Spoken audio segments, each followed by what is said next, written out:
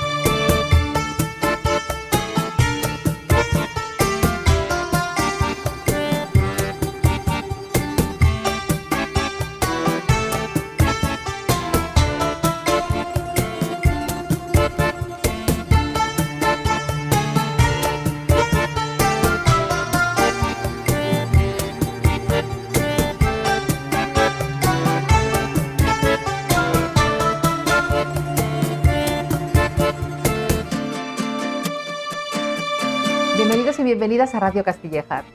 Hoy tenemos un programa cargado de historias, conocimiento y propuestas que conectan con nuestra tierra, nuestra salud y nuestra cultura. Empezamos con una entrevista muy especial a Loli Masegosa, presidenta de la Fundación Paisaje. Esta primera conversación entra en nuestra dinámica de conocer las entidades e instituciones que participan activamente en nuestro territorio. Desde la finca Silvella en Cúllar, Loli y su equipo llevan desde 2008 transformando la educación, la sociedad y la cultura del altiplano estepario. Su enfoque pionero busca reconectar a las personas con el paisaje, fomentando la regeneración del territorio a través de la educación, la conexión social y el desarrollo interior. Hoy exploraremos cómo esta visión puede inspirar proyectos concretos para Castillejar y toda nuestra comarca. Tras esta charla, aprenderemos sobre el proceso de creación de quesos de cabra artesanales en el obrador de María José de Quesos Vico, una visita que nos acerca al sabor y la tradición de nuestra tierra y nos muestra cómo la pasión por lo local se convierte en calidad y cultura gastronómica. Después nos adentraremos en el fascinante mundo de la salud con Alfredo Coreil, catedrático de Inmunología y autor de Inmunidad en Forma. Alfredo nos ayudará a entender cómo funciona nuestro sistema inmunitario, desmantelando bulos y mitos sobre defensas bajas, superalimentos y suplementos milagrosos. Hablaremos de ejercicio, de sueño, de cómo alimentarnos y de cómo cuidar nuestro castillo para vivir con salud y conocimiento, porque la verdadera libertad está en entender cómo funciona nuestro cuerpo. Y por supuesto, como cada semana, no faltarán nuestras secciones, expresiones de nuestra tierra e historias de una vida con José Miguel y la agenda cultural donde ya nos adelantamos a los primeros eventos navideños y a la esperada obra de teatro 75 puñaladas que promete hacernos reír y reflexionar. Un programa completo entre lo local y lo universal, entre la tierra y la salud, entre la memoria y la cultura. Comenzamos. Hoy tenemos el placer de conversar con Loli Masegosa, es presidenta de la Fundación Paisaje, una organización que está liderando desde hace muchos años una transformación educativa, social y cultural desde el corazón del altiplano estepario. Con sede en Silvella, en Cúllar, Loli y su equipo han desarrollado una visión pionera: activar el papel regenerador del ser humano a través de la reconexión con el paisaje. En una época donde el altiplano de Granada enfrenta desafíos críticos como la desertificación, el abandono rural y la despoblación, así como un modelo de desarrollo industrial que no siempre respeta el entorno, la Fundación Paisaje propone un camino diferente. A través de su pedagogía del paisaje, en redes de aprendizaje y paisajes regenerativos, trabajan para que niños, jóvenes y adultos no solo comprendan su entorno, sino que se conviertan en protagonistas activos de su regeneración. Su enfoque sistémico integra tres ejes fundamentales: por un lado el paisaje, por otro la cohesión social y, en tercer lugar, el desarrollo de la interioridad personal. Hoy queremos explorar cómo esta visión puede traducirse en oportunidades concretas para Castillejar y el altiplano de Granada, un territorio que comparte las mismas características áridas y el mismo potencial transformador que ya están cultivando desde la Fundación. Bienvenida, Loli, es un placer tenerte en Radio Castillejar. Un placer, lo mismo. Muchísimas gracias por invitarme. Loli, la Fundación Paisaje trabaja desde una visión sistémica del paisaje. Para nuestros oyentes que quizás no estén familiarizados con este concepto, ¿podrías explicarnos qué significa esto en la práctica y cómo se puede traducir en acciones concretas? Sí, cuando hablamos de visión sistémica nos referimos a poner el foco en las relaciones. Y cuando hablamos de la visión sistémica del paisaje, es para que entendamos que debemos poner el foco en las relaciones que el ser humano tiene con la naturaleza para construir el paisaje. El paisaje es el punto de encuentro entre el ser humano y la naturaleza. Y somos las personas quienes lo modelamos día a día con nuestras acciones.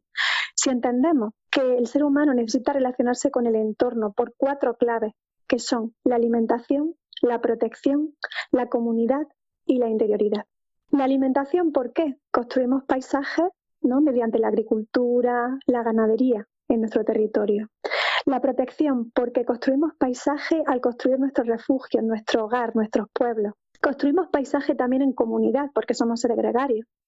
Entonces estamos construyendo una comunidad que representa a esos pueblos que forman parte del paisaje urbano y también el paisaje rural. Y la interioridad, porque el ser humano no solo se nutre de alimentos, sino también del fluir del agua, del cantar de los pájaros, del verde de los árboles. Entonces también es importante que entendamos que existe esa conexión del ser humano, una conexión emocional con el paisaje que habitamos, que es una de las partes muy importantes que genera arraigo e identidad territorial, que es tan necesaria para que no se produzca el abandono rural. Las consecuencias de esa desconexión con el paisaje las estás abordando, aparte del abandono rural, ¿cuáles son a nivel del individuo? Pues mira, la desconexión nos viene porque nos hemos olvidado de nuestra propia esencia biológica como mamíferos que somos, el ser humano. Necesitamos reconectarnos con nuestra esencia biológica y saber que formamos parte de la naturaleza de la que vivimos y que somos quienes construimos un paisaje. Tenemos que aspirar a construir un paisaje sano que nos cuide. Entonces, el primer paso es volver a despertar el vínculo emocional que toda persona tiene con el entorno que nos rodea, con la naturaleza. Despertando ese vínculo emocional que nos une con la naturaleza de la que formamos parte, ahí podemos empezar a construir una visión que no sea destructiva, sino regeneradora.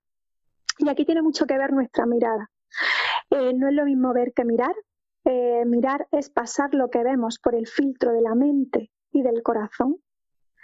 Entonces necesitamos poner el foco en transformar nuestra mirada. Como he comentado, como nuestra mirada es pasar lo que vemos por el filtro de la mente y del corazón, consiste pasarlo por nuestra mochila de creencias, nuestra forma de educación que hayamos tenido, nuestro entorno social, cultural. Entonces nuestra mirada es subjetiva. Depende de todo ese contexto que hayamos vivido. La pregunta es, ¿qué mirada estamos teniendo hacia el paisaje del altiplano?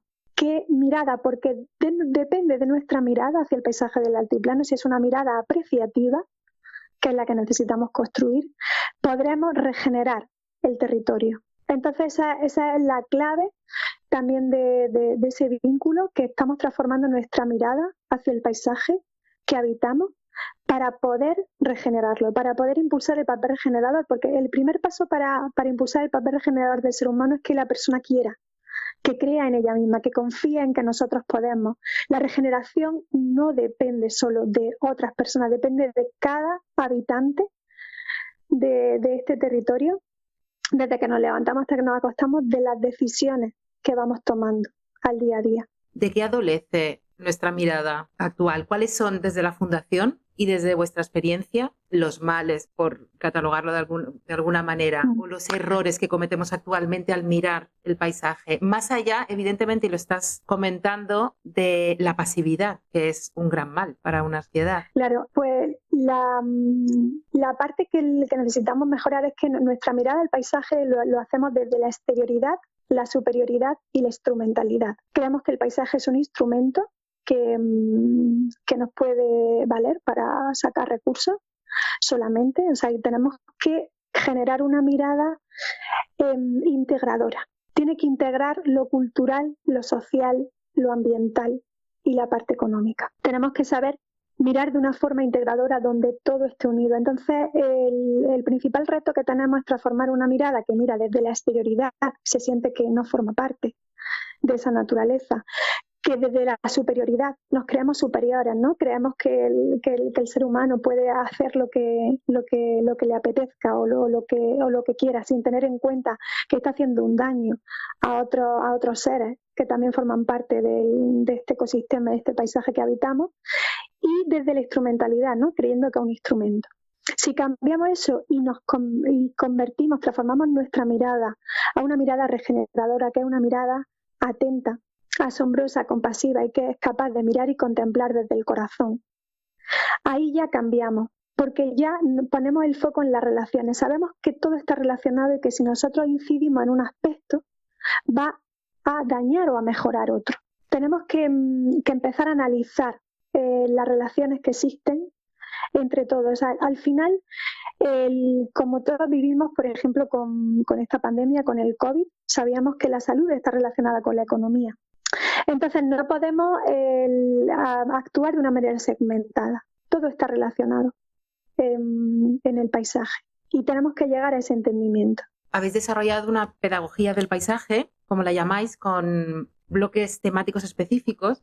¿Cómo funciona este modelo con respecto a la educación ambiental tradicional? Pues mira, nosotros una pedagogía del paisaje es un modelo innovador, está diseñado también desde esa visión sistémica y su diferencia más importante es que genera una transformación.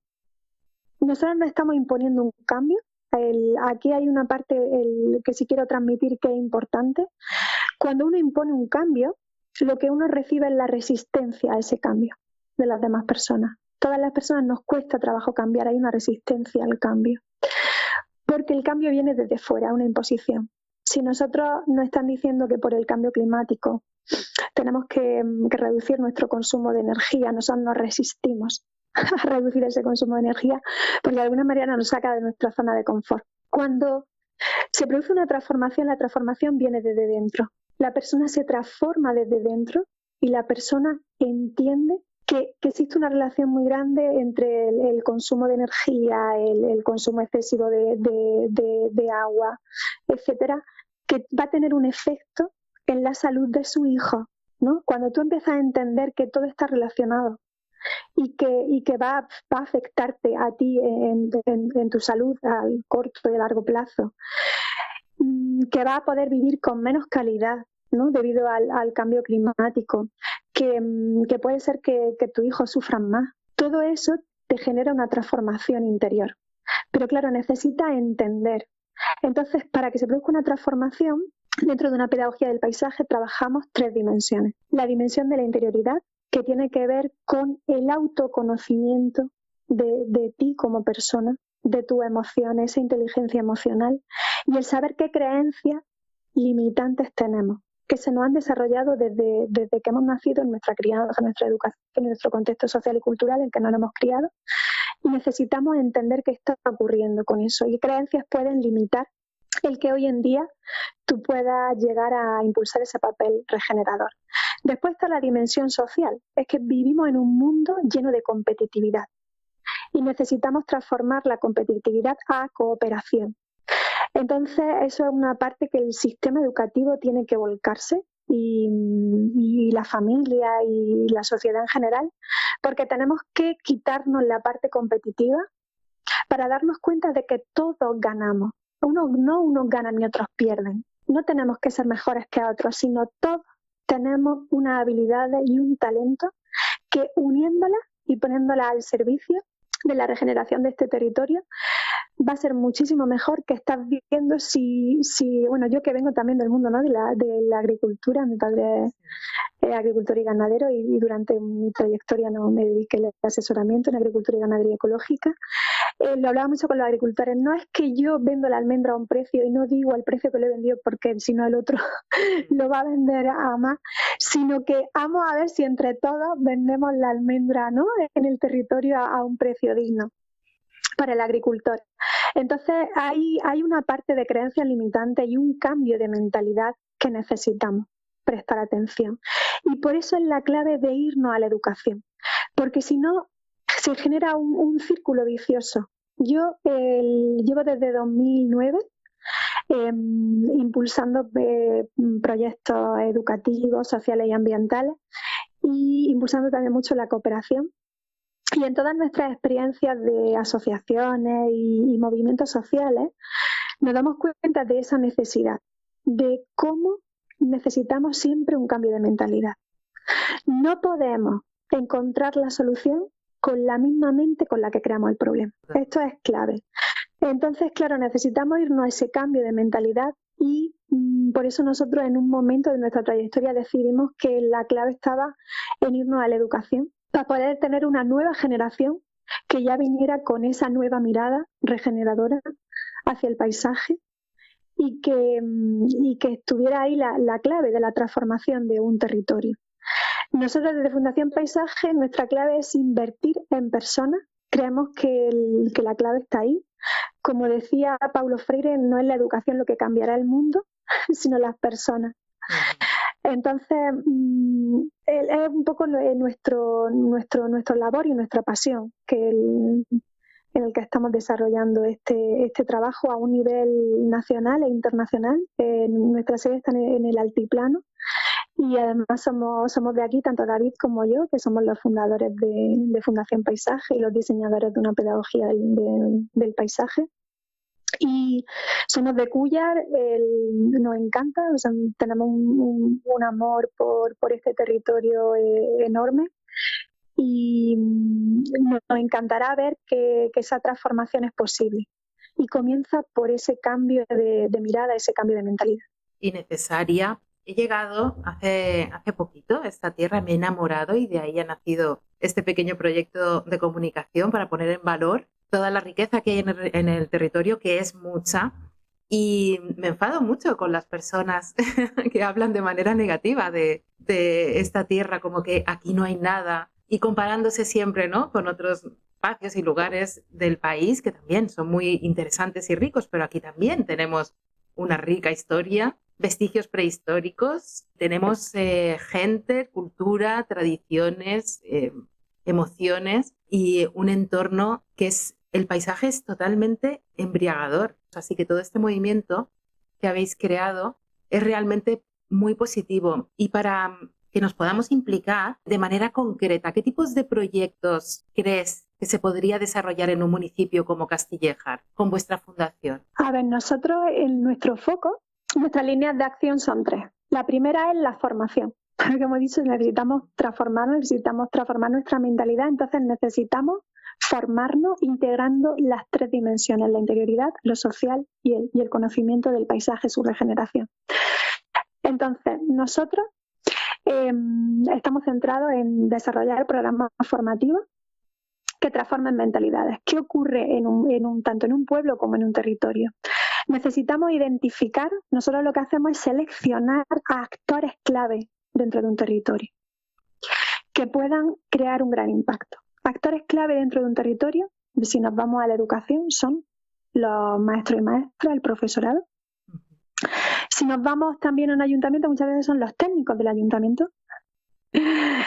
Todos, desde concejales hasta técnicos de medio ambiente, trabajadora social, personas que estén teniendo un impacto en el municipio a nivel social y ambiental, que puedan ver que existe otra manera, otra mirada de diseñar y de implementar diferente. Vale, o sea, nosotros en nuestra trayectoria, como he dicho, desde 2009, donde hemos también vivido fuera, ¿no? Estuvimos también un año en las Islas Canarias impulsando allí la producción ecológica y creo que estamos en un momento donde es necesario invertir en personas. Necesitamos identificar en este territorio qué actores clave pueden incidir y que esas personas estén comprometidas con su transformación y su formación. Esa es una parte que nosotros trabajamos mucho. Nosotros cada año seleccionamos a personas comprometidas con la regeneración social, ambiental y educativa de un territorio, a las que formamos durante un año para luego que nuestra siguiente línea de acción pasan a formar parte de la red de educadoras en paisaje. Nosotros creemos que es clave conectarnos en red, tejer redes a nivel de territorio, porque las personas necesitamos sentirnos unidas a más personas que piensan como nosotros, sentirnos acompañadas. Entonces nosotros, dentro de la red de educadoras en paisaje, Fundación Paisaje se encarga de dinamizar la red, de acompañarlos, de mentorizarlos, asesorarlos para que puedan impulsar sus proyectos y sus ideas. Entonces, esa otra línea que necesitamos también, que nosotros durante 3 años estuvimos haciendo este programa formativo, seleccionando a 15 personas anualmente. Sí. De esas 15 personas anuales, solo, si no me equivoco, creo que solo 3 personas, o sea, tenemos ahora mismo 45 personas dentro de la red de educadoras en paisaje. De esas 45 personas, 3 son del altiplano. De todo el altiplano. De todo el altiplano. Entonces, yo sí aquí hago un llamamiento, ¿no? a que personas que estén interesadas en este tema, necesitamos que entendamos que necesitamos formarnos, necesitamos nuevas competencias. Ya lo he dicho, no podemos solucionar un problema con la misma mentalidad con la que lo creamos. Eso significa que necesitamos nuevas competencias para poder afrontar los nuevos retos que tenemos, tanto sociales como ambientales, en la humanidad. Entonces, otra de las claves son las redes de aprendizaje que nosotros impulsamos y que, como he comentado, pues mentorizamos y acompañamos de por vida. Y los paisajes de aprendizaje. Paisajes de aprendizaje es crear escenarios educativos donde poder regenerar desde la práctica. Necesitamos construir paisajes sanos de referencia para que la sociedad entienda que nos estamos refiriendo con un paisaje sano. Aquí os explico. El paisaje que yo me he criado exactamente en un anejo de Cúllar que se llama La Venta del Peral, y allí el paisaje que yo vi cuando yo era pequeña era un paisaje de cereal y de almendro. A día de hoy el paisaje se ha transformado enormemente. Todos son cultivos intensivos de brócoli, de lechuga. Y los cereales han acabado en un porcentaje bastante pequeño. El abrevadero en el que yo jugaba cogiendo renacuajos de pequeña está seco. Y cuando mis niños, que tengo 3 niñas, me dicen, mamá, ¿y por qué yo no puedo ver eso que tú viste? A mí se me cae el alma a los pies. Porque siempre les digo que mi esperanza es que algún día ese abrevadero vuelva a brotar agua. Aunque entiendo que para que brote ese agua necesitamos transformar la mentalidad de toda la gente que piensa que el desarrollo y que la prosperidad viene de un cultivo intensivo. Porque para mí eso no es ni agricultura ni es paisaje. Entonces, es un poco la meta de los paisajes de aprendizaje. Cómo cada municipio podría generar un paisaje sano de referencia donde desde los niños hasta los adolescentes y cualquier persona pudiera ver a qué nos estamos refiriendo con construir un paisaje sano. Nosotros en Silvella, en la sede de Fundación Paisaje, que está exactamente en el margen, en una pedanía de Cúllar, nosotros compramos una finca desde la fundación con ese objetivo de poder tener un paisaje de aprendizaje que sirviera de referencia. Tenemos un reto muy grande porque era una finca que estaba muy degradada. Y a día de hoy David, que es experto en diseño de cosecha de agua, de lluvia, hemos diseñado unas charcas que cosechan el agua de la lluvia, donde se crían sapos, donde tenemos ranas. Es una vivienda cueva, porque también queríamos poner en valor esa vivienda que está integrada con el paisaje, que forma parte, ¿no?, de nuestra cultura y tiene un valor incalculable como una vivienda de bioconstrucción. Y toda el agua que se utiliza en la casa se depura con plantas naturales en una charca de depuración natural. Y queríamos mostrar con este lugar, que aquí es donde desarrollamos nuestras formaciones, que se puede vivir de esta manera, regenerando. yo puedo habitar un espacio regenerándolo. Es que el ser humano tiene ese papel, que es súper importante. Es que tenemos que quitar la narrativa del ser humano es destructor. No es el ser humano todo lo que contamina, el ser humano todo lo destruye, porque no es así. El ser humano puede regenerar un territorio y el ser humano en unión a las demás especies podemos regenerar un territorio, pero para ello necesitamos adquirir nuevos conocimientos, nuevas competencias y recuperar ese vínculo que estaba innato al ser humano, el vínculo con la naturaleza, porque forma parte de nuestro instinto como mamíferos que somos, pero lo hemos dormido. Entonces necesitamos despertarlo. Y es para mí muy motivador ver la transformación que se produce en niños de infantil, primaria y secundaria con profesorado y maestros y maestras que han pasado por esta formación y que nos cuentan cómo podemos transformar la mentalidad de un niño y de una persona adulta también.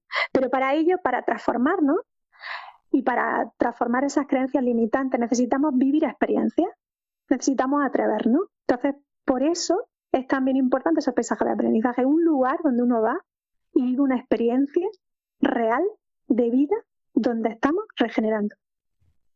Agua, suelo y biodiversidad. Vuestro espíritu es muy volteriano. Yo soy una gran amante de Voltaire en el sentido de cultivar nuestro jardín.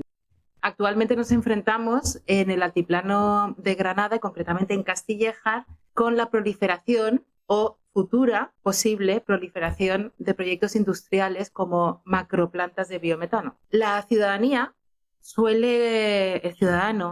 suele considerar que es un pequeño David luchando contra grandes Goliat y que va a ser completamente imposible proponer o desarrollar otro modelo de desarrollo económico, porque como bien has dicho, la regeneración del paisaje también tiene que ir de la mano de la economía, del desarrollo económico, porque es prácticamente inconcebible llegar a vencer en una batalla contra esos gigantes, grandes tejidos industriales y económicos empresariales que potencian este tipo de macroproyectos. ¿Hay esperanza a corto plazo o medio plazo sin esperar a toda una regeneración generacional? Totalmente.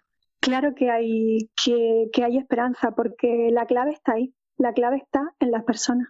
Necesitamos que las personas se empoderen y que entiendan que se puede vivir en este territorio de otra manera. Entonces, mira, hay veces que la gente no me dice que lo que estoy hablando parece una utopía. Bueno, ¿para qué vale la utopía? Para caminar. Y eso, diría yo, nunca nos cansemos de caminar hacia esa visión en la que creemos. Los retos que se nos pueden presentar son grandísimos, como los que tú acabas de comentar. Como he dicho yo, ¿no? En la venta del Peral, al lado del cortijo donde yo me he criado y que le tengo tanto cariño, y he podido sufrir ese daño al paisaje y al territorio. Pero de alguna manera nunca podemos perder esa esperanza de seguir caminando. Yo soy consciente, ya como yo he dicho, comencé en el 2009, ahora mismo tengo 41 años y no voy a perder nunca la esperanza de seguir caminando. Yo miro a mis niños y siempre pienso, bueno, lo que yo he andado ahora ya se lo dejo a ellos y ellos que sigan andando. Se hace camino al andar. Entonces, que nunca, por muy grande que sea el reto que se nos presente, dejemos de caminar hacia esa visión de regeneración. Loli, te tengo que dejar que vueles a otros territorios para seguir caminando, pero antes de terminar, imagínate de aquí a 10 o 20 años cómo ves el altiplano de Granada. Pues mira, de aquí, de 10 a 20 años, fíjate que no es la primera vez que me hacen esa pregunta. Una vez incluso que nos pidieron a David y a mí que lo dibujáramos. Pues mira, dentro de 10 y 20 años yo me imagino un territorio del altiplano con una nueva generación de personas que han adquirido nuevos conocimientos y habilidades, que tienen una inteligencia emocional, una inteligencia social y una inteligencia de la regeneración del paisaje enorme, que han sido capaces de transformar un territorio que tenía un potencial enorme, y ellos han sido capaces de construir nuevas oportunidades en este territorio mágico, donde han podido generar una gran prosperidad y abundancia que ha hecho que se repoble de nuevas personas, y que la gente que vive en el altiplano crea en este territorio, crea en su potencial y en su prosperidad, y no le diga a sus hijos que se vayan a otro sitio porque aquí no hay nada, sino que les digan que viajen para vivir nuevas experiencias y dar nuevas ideas, pero que siempre vuelvan a su territorio.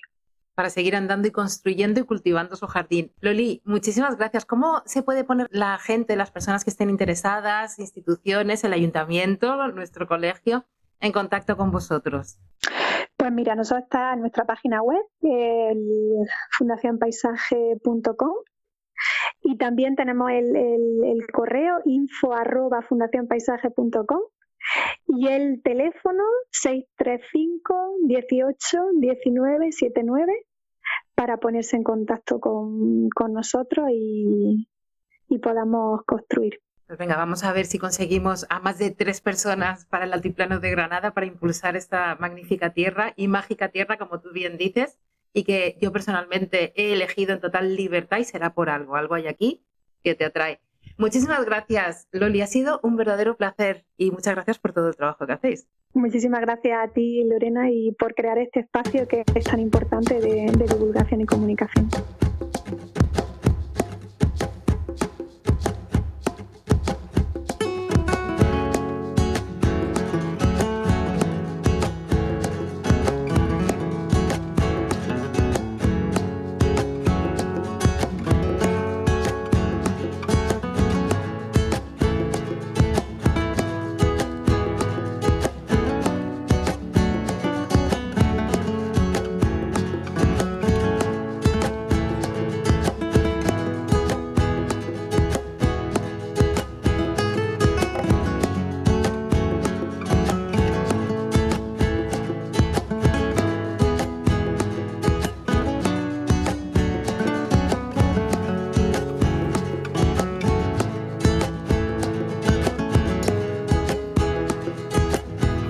Como hemos anunciado al principio, nos hemos desplazado al Obrador de Quesos Vico para conversar con María José García Vico, alma mater de esta quesería artesanal ubicada en Castillejar.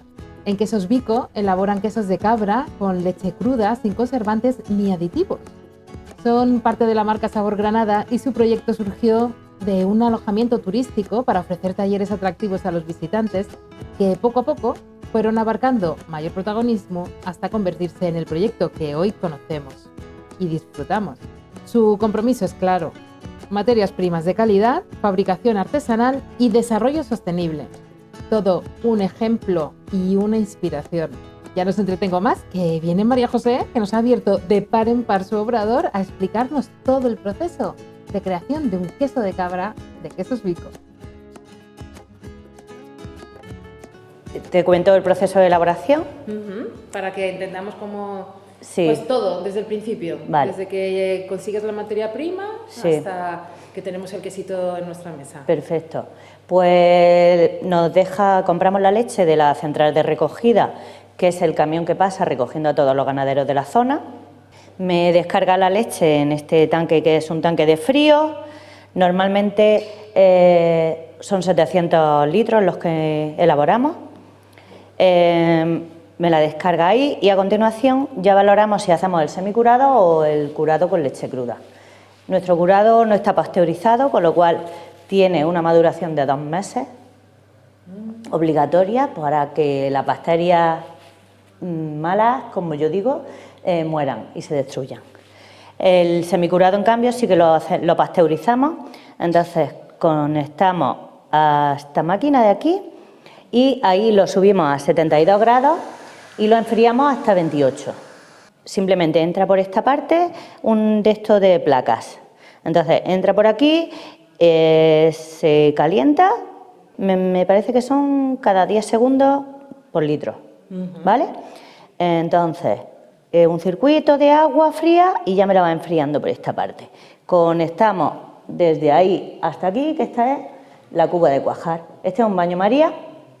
Aquí la leche llega a unos 27 grados aproximadamente y la subimos a unos 29-30 grados, depende de la época del año, para que me cuaje antes o después. Según la temperatura ambiente, me tarda más o menos tiempo. Es como una gran bañera. Exactamente, un jacuzzi. Aquí ya le añadimos, si es semicurado, le tenemos que añadir cloruro cálcico, puesto que lo hemos destruido en la pasteurización. Cloruro cálcico, fermentos lácticos y el cuajo. Y si es curado, simplemente le añadimos el cuajo. No lleva más nada. Por tanto, bastante más natural. Al ser naturales, ¿podemos entender que van a durar menos? No, la maduración, o sea, la caducidad del queso curado es aproximadamente 1 año. Ser naturales es que no lleva conservantes ni lleva nada, pero eso ni el curado ni el semicurado. Son totalmente artesanos como se hacían antiguamente. Tienen mucho más sabor. Por lo tanto, iba a preguntarte, aparte de las ventajas obvias para la salud, tiene mucho más sabor, aroma, no pierden nada. Esa leche es totalmente natural. A continuación conectamos otras mangueras y pasamos la cuajada ya a la mesa de desuerado. Allí es mesa de desuerado y moldeo. El queso tiene que ir desuerando poco a poco para que se vaya acidificando, ¿vale? Entonces, ahí ya, una vez que lo hemos desuerado, moldeamos. Cada molde se adapta uno con otro. Esta es la tapa que se adapta completamente al culo. Y entonces las vamos poniendo en prensa.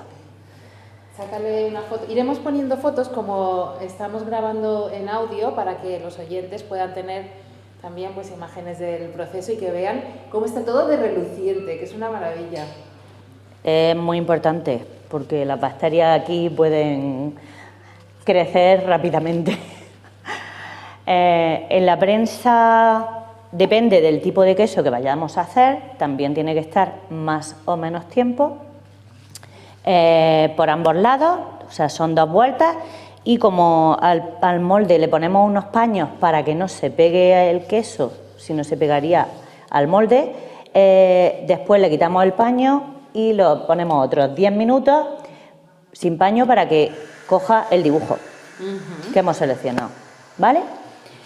Después de ahí el salado ya lo hacemos a manual por flotación. ¿Queso a queso? Queso a queso, sí. Ayer hicimos 175 quesos, salieron, con lo cual 1 a 1. Es rápido, es bastante rápido. Después del salado lo pasamos a una cámara, a la cámara que tenemos para Oreo. En esa cámara está 3 días cogiendo la sal para empezar a formar la corteza. La sal le ayuda a hacer la corteza más a eliminar todas las bacterias que haya en superficie, ¿vale? Y salar el queso, claro. Entonces ahí lo tenemos 3 días y después de esos 3 días ya lo pasamos a la otra cámara que tenemos a otra temperatura, con otra humedad y ahí lo tenemos, depende del tiempo del queso que sea. Semicurado lo tenemos 40 días, el curado lo tenemos 2 meses y medio, el añejo lo tenemos 10 meses. Entonces, dependiendo de qué tipo de queso sea, está un tiempo o otro. En esa cámara tenemos que voltear los quesos todos los días, todos los quesos todos los días. Sí, ahora los verás los que hay, que he hecho un ratito. y después de ahí, cuando ya haya pasado el tiempo de maduración, le quitamos el moho, cepillándolo bajo el grifo con agua y cepillo. Después se tienen que estar oreando 24 horas. Después de ese oreo ya procedemos al envasado. Establecéis un vínculo emocional con el queso prácticamente. Totalmente. ¿Cuánto tiempo se queda Le con tomamos vosotros? cariño. son nuestras niñas. Se nota, son se nota. nuestras ¿Os niñas. duele cuando se van? Sí, sí, mucho. Es mucho trabajo, María José, Sí, muchísimo. es todos los días, que mucha gente se cree que solamente haces el queso y ya lo vendes y ya está. No, tiene más. Y el ciclo sigue, cuando acabas uno, Claro. en paralelo estás haciendo el resto. Claro, del yo proceso. ahora cuando terminemos campaña de Navidad, empezaremos campaña de Semana Santa. Una detrás de la otra. A preparar campaña de Semana Santa. O sea que esto no para, pero bueno. ¿Cuántos tipos de quesos tenéis? Sí, pues del curado, como te he comentado, simplemente hacemos el de leche cruda y lo vendemos o natural, con corteza natural, o envasado en aceite de oliva. O el semicurado, que ya tenemos bastantes más sabores. Ese tenemos con pistacho en interior, con ajo negro, con escamas de pimiento agridulce, con pimienta, con cebolla caramelizada, hemos sacado también ahora. Y luego en cobertura le damos un baño de aceite de oliva y después en cobertura le echamos o pimentón ahumado, o romero y tomillo, o semillas de amapola. Todo eso. ¿Cómo elegís el queso que vais a sacar? Porque claro, tiene que ser un proceso también de fallo-error, de probar, Sí. ¿no? Pues como una Sí, receta, sí, claro. pruebas diferentes. Yo tengo la olla siempre, mírala, para mis pruebas. Mi olla siempre está ahí para mis pruebas. Ahora tengo uno en prueba, que lo tengo en cámara y espero que esté bueno para Navidad. Es tipo camembert. No me digas. Ese está madurando ahora. Ayer lo moldeé y lo metí en cámara. Ese ya me lo apunto yo para... Vale. Y Sí. ¿cuál es el que más aceptación tiene? ¿O todos depende de la época? Depende de época, pero los que más vendo son con corteza natural, el semicurado con corteza natural y el de romero y tomillo. Son Clásicos. sabores de toda la vida y a todo el mundo les gusta. Cuando quieren regalar no se equivocan con eso y son los que más se venden. Y ya casi para terminar, que te tenemos que dejar seguir con tu trabajo, ¿cómo influye la calidad de la leche, de la materia prima, en el resultado del queso? Lo primero en el rendimiento. Si la leche tiene más grasa, me sale más cantidad de queso. Y aparte el sabor. O sea, a mí en invierno tengo mucha más cremosidad que en verano. En verano hace mucho calor, la cabra bebe mucha agua, con lo cual la leche está bastante más aguada. Y yo compro por litros, no compro por punto de grasa.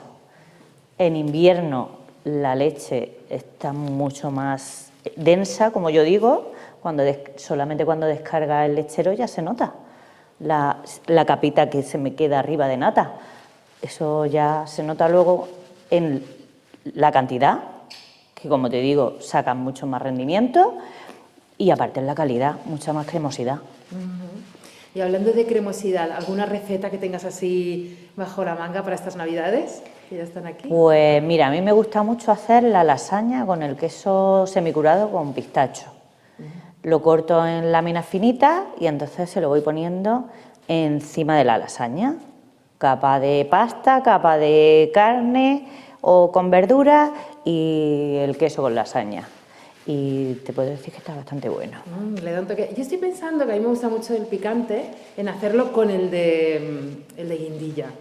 Que está Si te gusta mucho el delicioso. picante... Pica, ¿eh? Pica. Tira, Porque Pero se pica. Sí, un toque así como... Pica. Exótico, Sí, antiinflamatorio. Sí, bueno, depende de para dónde, antiinflamatorio. También. Oye, María José, pues muchísimas gracias por tu tiempo, por habernos enseñado el obrador, habernos explicado el proceso y por haber desarrollado este proyecto que yo personalmente, al igual que muchas personas, lo disfrutamos muchísimo porque tus quesos están espectaculares. Pues muchas gracias a ti. Muchísimas gracias. Una cosita antes de irnos, que me he enterado que haces unas cajitas para Navidad y llevan un poquito de todo. Explícanos un poco cómo funciona o qué llevan. Sí, son cajitas regalo y entonces le pongo varios quesos surtidos, depende de lo que el cliente quiera regalar. Tengo desde unas cajitas que llevan 2 quesos surtidos hasta otra que puede llevar 7 o 8 cuñas. Le ponemos también vino de la bodega de Galera, de Viña Galera, o sin vino, como lo quiera el cliente. O sea, esa es a demanda. Sí. Muy bien. Para pedírtelo se puede hacer por la web, te llaman por teléfono o... Por la web tenemos, o bien por teléfono o WhatsApp. ¿Quieres recordarnos el teléfono y sí, WhatsApp? 678 64 24 94 o en la página web que es quesosbico.com. Perfecto, muchísimas gracias.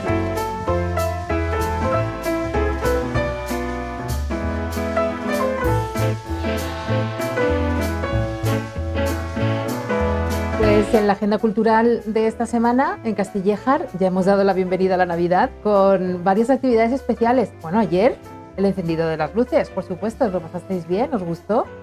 Os recordamos un poco las actividades que hay hasta el día 8 inclusive. Del día 1 al 15 de diciembre está disponible la exposición de cuadros al aire libre Oteando, en el Mirador del Ecomuseo. Hoy, día 6, han arrancado 3 concursos para animar las calles y las tradiciones. El concurso de decoración navideña de fachadas y balcones, que ya me daré yo una vuelta a ver qué habéis hecho. El concurso de belenes, maravillosos. Enviadnos vuestros belenes, los que tengáis en vuestros negocios, en las casas, a radiocastillejar@gmail.com si queréis que lo publiquemos por las redes. Será un placer, a nosotros nos encanta. Y tenemos también el concurso de tarjetas navideñas para los más jóvenes, con las que se creará después un árbol de Navidad colectivo, lleno de ilusión y de buenos deseos, seguro. Día 7, no os lo podéis perder, ya lo sabéis, 75 puñaladas con la compañía de teatro Bonjour Mon Amour Producciones, Pedro Segura, nos espera para darnos la bienvenida y luego para tomar una cervecita con quien quiera. Día 8, espectáculo familiar Snowball, La elfa de Papá Noel, también en el Cine Teatro, a las 6 de la tarde. Vaya, que no vamos a tener tiempo de descansar, tenemos un montón de cosas que hacer.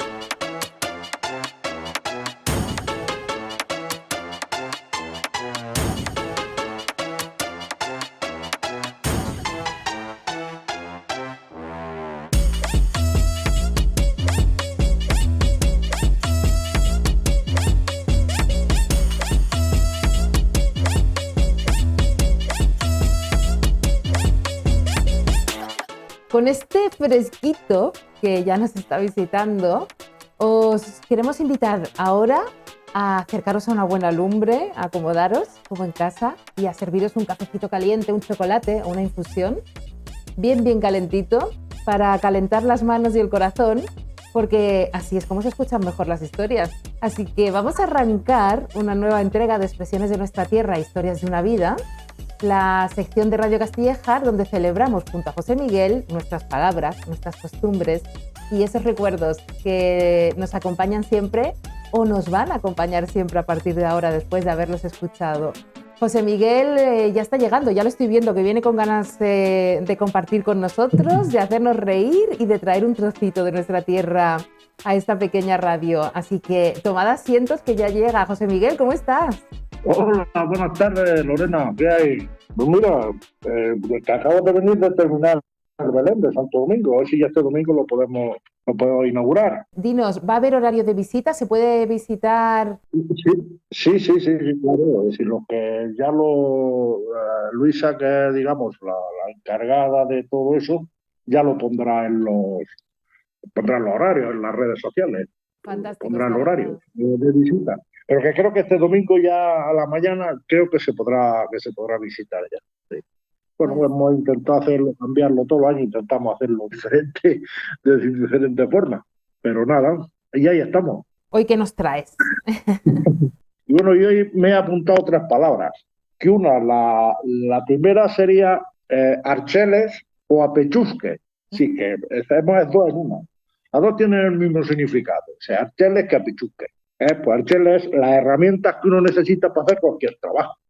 Por ejemplo, el matador, cuando se hacía las matanzas en casa, y uy, me cacho nomás, que se me han olvidado los archeles en casa, los archeles de matar. Y los apechusques. Los apechusques es lo mismo. Archeles y apechusques los podemos englobar en los mismos significados. Sí. Luego la segunda sería el berimbau. El- para mí es mi palabra favorita. El berimbau, yo lo defino, el berimbau es el ritmo. Si, cuando tú le coges el ritmo o le coges la costumbre a hacer cualquier cosa a la hora de tocar un instrumento, empiezas a aprender, se quiere decir que, oye, pues ya le vas cogiendo el berimbau a esto. Hombre, dice, ya le vas cogiendo el berimbau, ya le vas cogiendo el ritmo, lo vas cogiendo, lo vas aprendiendo, ¿no? Le has cogido el berimbau a esto y ya no hay quien te pare, ¿no? Serían las expresiones. Y luego la tercera era, creo que golita. Sí, golita. Golita es, a ver, ¿cómo lo defino yo? Golita. Golita son vueltas, digamos, las vueltas que tiene una cuerda cuando tú le estiras o una manguera. Sí, esas vueltas que se quedan, que luego tienes que quitarlas, tienes que darle al contrario, esas vueltas se llaman, las definieron como bolitas. También lanzar una cosa dando vueltas, dices, wow, pues si me va a tirar el martillo dando bolitas, dices, dando vueltas. Y esas serían las tres palabras que tenemos para esta semana. Pues ya tenemos 6 en Y ya total. está. Poquito a poco vamos haciendo Y un ya vamos a ir. diccionario. Bueno, ya hay otra, ya la que es la historia, pues bueno, hoy se me ha ocurrido en nuestra infancia, con mi amigo Nono, Antonio Martínez, pues no se nos ocurrió un día a los dos, porque bueno, mi padre era cazador, entonces, claro, por negligencia teníamos acceso a la pólvora. Y no se nos ocurrió otra que coger de los cartuchos y de la pólvora que tiene mi padre para recargar, queríamos hacer un artefacto explosivo. Cogimos papel de periódico, liamos en una escoba, en un cepillo de escoba, hicimos un cilindro de papel y lo atamos por un extremo, lo atacamos bien de pólvora, pero claro, teníamos un problema, que no podíamos hacer mecha, no sabíamos cómo hacer una mecha. Pues nada, preparamos nuestros explosivos y nos fuimos pues a nuestro territorio comanche. Nuestro territorio comanche era ahí enfrente, en los barrancos, enfrente de lo que era yendo para las cuevas del Moral. Ujú. Y ahí inventamos de poner un trozo de cordero atado, y lo que queríamos en un nido de abejarucos, queríamos meter, son los agujeros que hacen esos pájaros en los taludes. Sí. Digo, metemos ahí el cilindro, lo que era el cartucho de explosivo, claro, encendíamos el cordel, pero claro, y salimos corriendo, ¿no? Es porque se apagaba. Caché la mar. Llegábamos otra vez, volvíamos a encender, salimos corriendo, se apagaba. Hasta que ya, lo que suele pasar, ya uno empieza a tomar confianza, y a mí no se me ocurre, ya me quedaba allí, yo ya no me iba corriendo. Yo allí con un mixto de lanzarillas, intentada, hasta que al final cogí un puñado de reviejos. Los reviejos son por la parte seca del esparto que queda abajo. Sí. Lo puse, le pegué fuego, claro, y yo me quedé allí esperando a ver lo que pasaba. Y claro, y pasó que aquello, menos mal que no explotó, sino que hizo como los cohetes, Sí. pegó la fogonada, y a mí me pilló asomado que estaba el agujero, pues me dio toda la fogonada en la cara. Claro, yo salí allí dándome vueltas en la cara, y metí allí en la acequia que cruza, metí la cara, empecé a lavarme y tal, claro. Cuando me mira, claro, el nono se vino corriendo detrás de mí, y el nono y un primo mío, mi primo Miguel. Y el nono se quedaba mirando y se reía. Ya no, y es que me había quedado sin flequillo, porque cuando yo tenía flequillo, claro, y sin cejas y sin pestañas, sin expresión ninguna. Ay, y la madre. cara más colorada. Ay, ay, ay. Claro, yo me fui para mi casa, a casa de mi madre, claro, y lo que pasa a las madres. Yo siempre intentaba no mirarle a la cara, hasta que ella me vio y claro, yo colorado con un tejo, sin una pestaña, sin una ceja, y toda la cara llena de chispotazos. Y mi madre, pues, ¿qué Jesucristo? ¿Qué te ha pasado? No, pues nada, pues yo siempre le decía la verdad a mi madre. Nada, claro, sí, yo siempre le decía la verdad. Pues nada, mamá, no, nada. Y al final le tuve, pues mira, yo le dije, pues que hemos encendido una lumbre y ha venido un revolcón de aire y me he quemado. Dice, pero ¿cómo te ibas? Dice, si es que te has tenido que haber caído. Pero más un revolcón de aire. Y nada, entonces mi madre, pues efectivamente, me dio 2 pescozones, y me echaron aceite de oliva en la cara y pues, yo la cara me levanté la piel de la frente Ay. ¿Que te y bueno, podrías haber quedado yo ciego? ¿Te podía haber pasado algo mucho más me grave? Hay ciego, que ver, ¿eh? si aquello llega a reventar, pues ya nos revienta me revienta la cabeza, porque era un cartucho que aquello no sé la pólvora que llevaría, pero bastante, porque queríamos que sonara, ¿no? Y no, pero no sonó. A Y ya veces, está, y esa es la sorprendente historia. cómo podemos seguir vivos después Sí, de haber pasado una infancia menos protegida que la de ahora, ¿no? Porque eso era lo que yo siempre contaba, siempre es que vivíamos en la calle. Vivíamos, los críos era vivir todos los días y venías con un corte que te había ni punto. Si al médico iba, además recuerdo que íbamos al médico una vez yo que estaba enfermo y estaba con fiebre y me tocó mi madre la frente y me dijo, dice, hay que ver el fiebrón que tiene el Zagá. Y yo deseas abrir el ojo y digo, mamá, ¿me va a comprar plátano? Porque aquí te daban plátanos cuando estaban muy malos, muy malos. Entonces el plátano era una fruta aquí que no todo el mundo tenía acceso. Que contaré luego otra historia de los plátanos. Tengo una historia de plátanos, pues esa te la de una ponemos para la indigestión semana de que plátano. viene. Oye, ¿tú te acuerdas si cuando eras pequeña había médico en Castillejar o dónde tenías que ir al médico? Sí, tío, claro que había. Además, el médico vivía aquí y había hasta rayo X. ¿Mm? Sí, aquí tenías que hacerte una radiografía y todo eso, te la hacían aquí. Había médico, claro, creo que había, sí. Además vivía aquí. Justo donde está la consulta, esa es la casa del médico. Claro, sí que teníamos médico. Ya para lo que es la consulta, para más eso, pues teníamos que ir a Baza, pero lo normal, sí, lo del día a día lo teníamos aquí, ya lo creo, ya lo creo. Y nada, esa es la historia de esta semana, Lorena. Pues ha sido La semana que fantástico viene, escucharte. La verdad es que vaya con el equipo que erais haciendo artefactos sí. explosivos. Sí, Hay muchas historias, porque siempre está mi amigo, no hemos estado metidos en casi todas, ¿sabes? Ya digo. Pues pues nada, para eso la es todo. semana que viene otras 3 palabras y otra historia. A ver qué se te ocurre esta semana, de qué te acuerdas. No, bien, no, seguro. De momento tenemos historias para una temporada. Pues fantástico. Vale. Pues hasta la semana que viene, José Miguel. Muchísimas gracias por habernos acompañado. Bueno, hasta luego. Hasta la Chao, semana que hasta la viene. semana que viene. Adiós.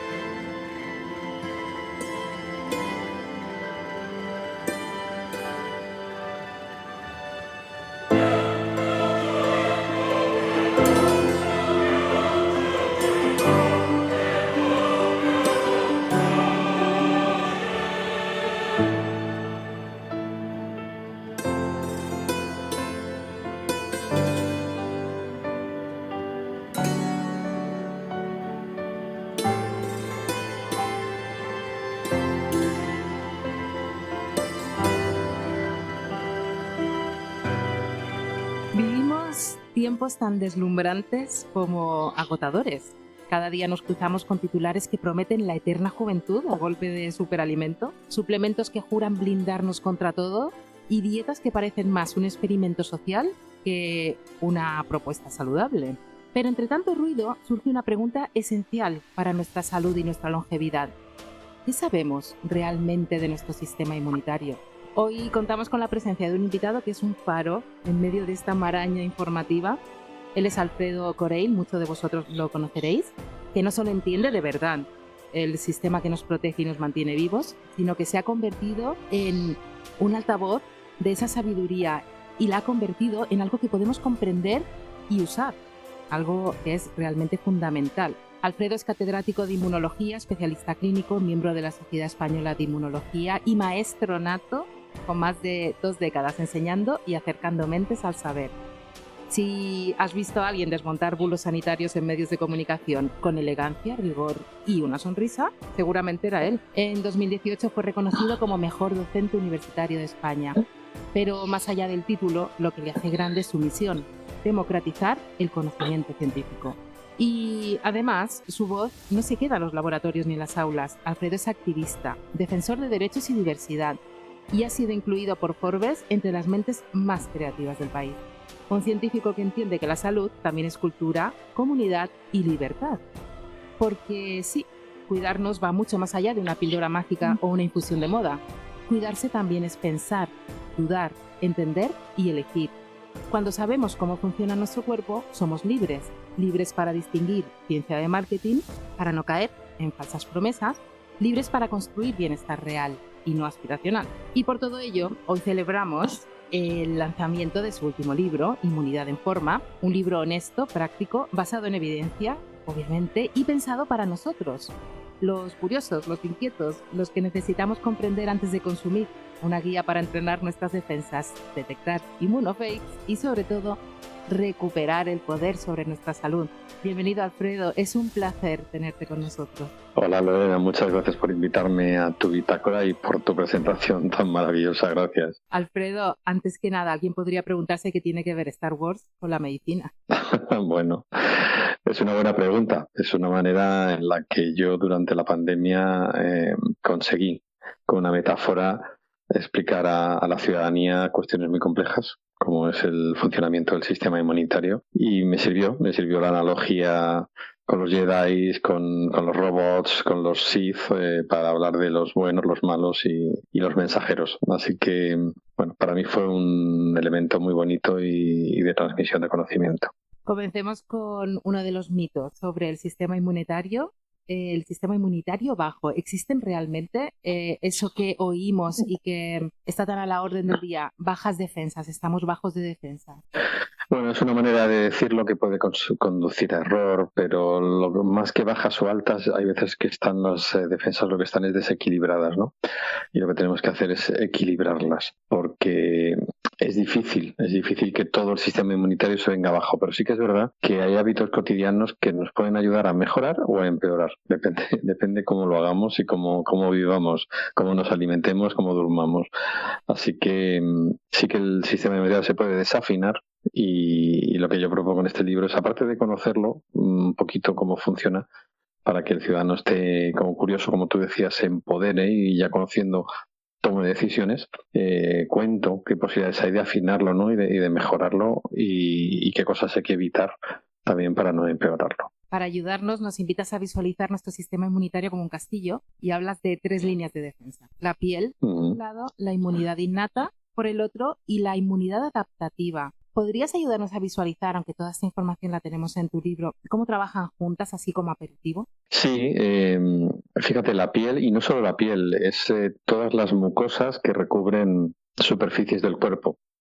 Así que todas las células que recubren, por ejemplo, el hueco del aparato digestivo, el hueco del aparato respiratorio, el hueco del aparato urinario o del genital, y fíjate, una superficie muy pequeñita que también pasa muchas veces desapercibida, que es la de los ojos. Es la zona blanca del ojo, está recubierta por un epitelio. Así que esos epitelios, la piel y todos estos epitelios, digamos que serían como construirían un donut. Nosotros podríamos ser como un flotador o un donut con un orificio de entrada y un orificio de salida, ¿no?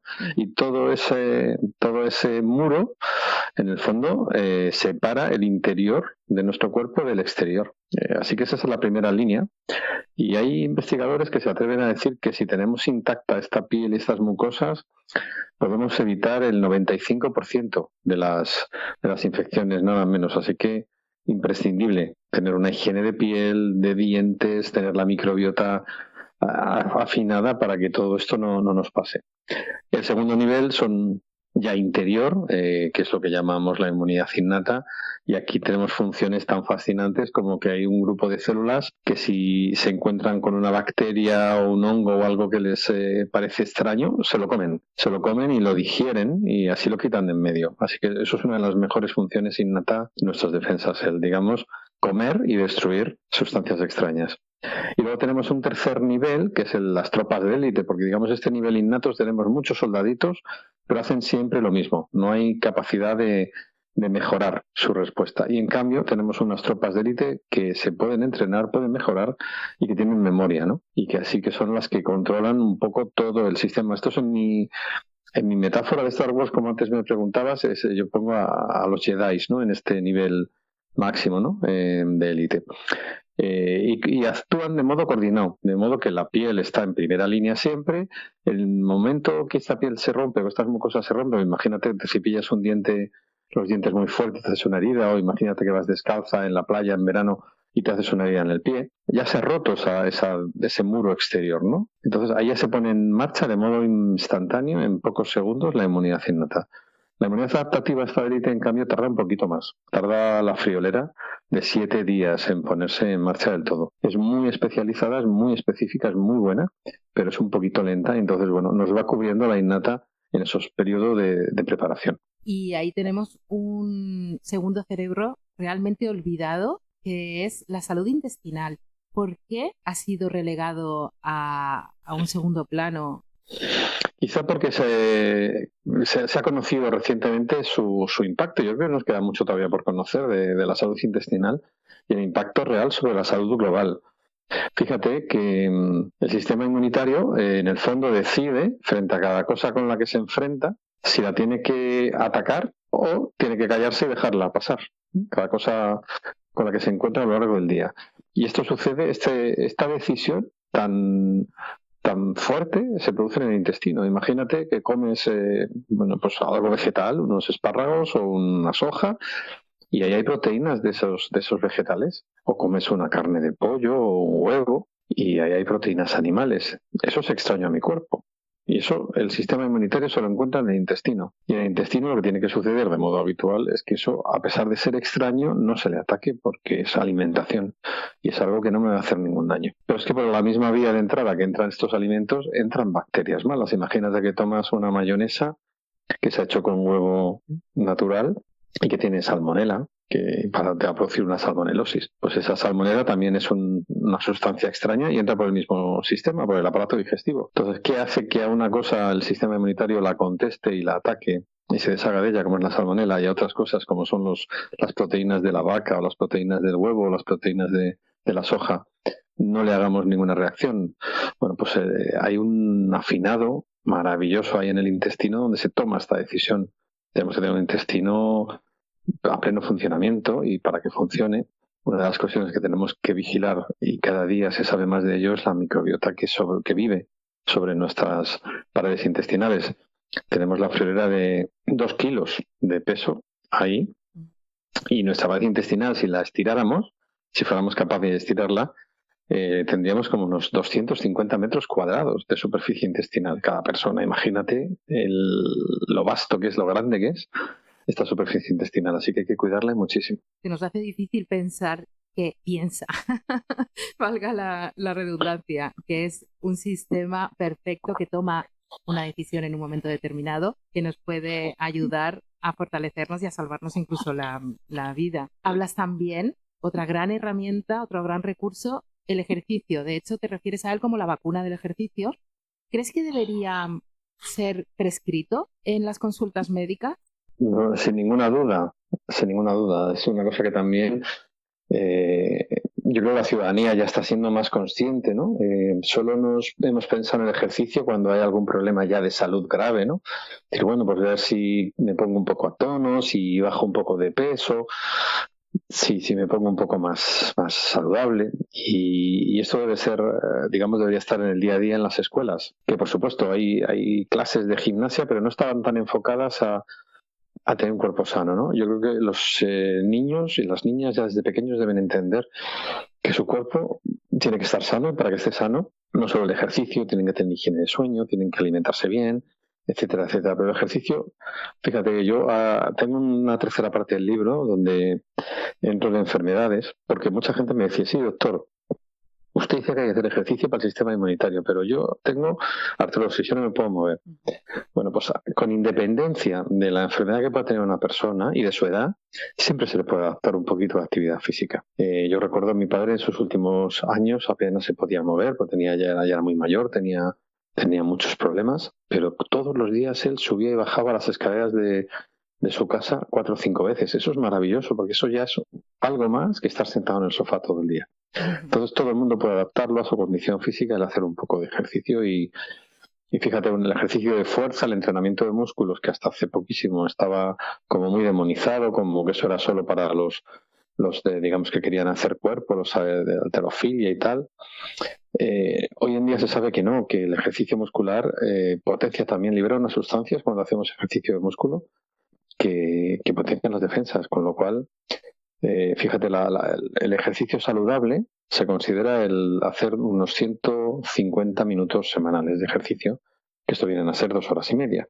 Y estas 2 horas y media tú la puedes distribuir a lo largo de la semana como quieras. Puedes llegar a los 300 minutos, por supuesto, que serían 5 horas, el doble sería maravilloso, pero hay gente que no puede llegar a tanto. Esas 2 horas y media las distribuyes en sesiones de 10-15 minutos, los ratos que tú puedas, y perfecto. Y de esas sesiones sí que tienes que intentar tener 2 a la semana de ejercicio muscular, de lo que llamamos ejercicio de fuerza, para que sea un poco todo satisfactorio. Y cuidado con el ejercicio excesivo, que también esto lo cuento en el libro, porque excesivo hay ejercicio, digamos, de élite, donde hay profesionales que hacen maratón, hacen triatlón, hacen bicicleta de fondo o remo de fondo. Esos ejercicios tenemos que saber que para el sistema inmunitario son negativos, son perniciosos porque lo deprimen, lo suprimen. O sea, el ejercicio moderado es saludable para el sistema inmunitario, el ejercicio de alta intensidad puede ser dañino para el sistema inmunitario. Entonces esto la persona tiene que saberlo para saber dosificarse y para saber complementar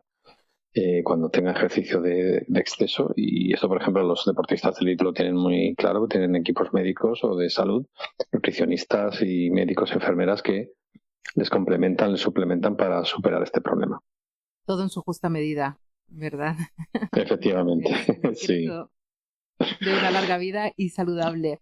¿Qué consejos nos darías o cuál es el mejor consejo? Te estoy condicionando un poco en la respuesta. A ver. ¿Cuál es el mejor consejo que nos darías para antes de dormir, para tener un sueño reparador? Bueno, pues hay que intentar plantearse noches de entre 7 horas y media y 8 horas de sueño, que es el plazo, es el periodo donde se cumplen todos los ciclos del sueño y nos vamos a despertar con un sistema inmunitario puesto a punto. Pero para que esto suceda también tenemos que hacer la inducción con un cierto sigilo, que eso es un poco lo que en España nos falla mucho, no nos sabemos dormir, no hacemos una atenuación de luces o de ruidos, no dejamos de mirar pantallas, nos metemos en la cama con el móvil o la tablet, y habría que intentar que esos últimos minutos, esa media hora previa al menos, bueno, pues estuviéramos induciendo, ¿no? Con una música suave, con luz atenuada, sin excitación a los ojos, para que nos podamos dormir de un modo más rápido y más placentero. Así que, y sobre todo, cumplir el periodo de esos 7 horas y media, 8 horas, que es el imprescindible para que el sistema inmunitario se resete. Inducción al sueño, o sea, eso me encanta. Un periodo, ¿no? Entre puertas. Claro, sí, bajar, es un periodo así relax para bajar y meterte en la cama ya relajado. La Organización Mundial de la Salud estima que en 2050 el 50% de la población tendrá alguna alergia. ¿Qué está ocurriendo? Toma ya. Bueno, en este momento ya tenemos un índice altísimo, ¿eh? Estamos, según los países, entre el 20 y el 25% de alergia. ¿Qué está ocurriendo? Bueno, se suman muchas cosas. Una, sin duda, es que cada vez tenemos mejores sistemas de diagnóstico y diagnosticamos antes. Entonces, esto hace que se diagnostiquen más alergias porque antes algunas se escapaban. Segunda cosa, vivimos en un mundo cada vez con más tóxicos en el ambiente y esto también afecta al sistema inmunitario. Por supuesto, los alérgicos tienen una base genética y cuando una persona es alérgica, en una familia hay muchas más papeletas de que otros hermanos, padres o hijos sean alérgicos. Y una de las cosas que yo planteo aquí también como uno de los factores que están aumentando las alergias y que está reconocido es el que estamos viviendo en un entorno hiperhigiénico. Por ejemplo, los niños al nacer nuestro sistema inmunitario no está formado del todo y tiene que entrenarse. En los primeros 2 años son vitales para que el sistema inmunitario adquiera máxima potencia. Así que estos son los 2 años en los que yo recuerdo a los papás que los llevan a las guarderías y se quejan de que están con el moco todo el día y se llevan el moco a casa y se ponen malos los papás, pero todo esto es maravilloso para el entrenamiento de las defensas. ¿Y qué es lo que estaba pasando? Pues que estamos en un entorno cada vez más hiperestéril. De hecho, los niños ya en la calle no juegan en tierra, juegan en superficies como de corcho, artificiales. Les damos el biberón esterilizado con un método químico muy fuerte. Tenemos en casa lavavajillas antibacterias. Es un exceso de higiene. Yo no digo que haya que vivir entre porquería, no, claro que no. La higiene ha sido uno de los avances mejores de la sanidad.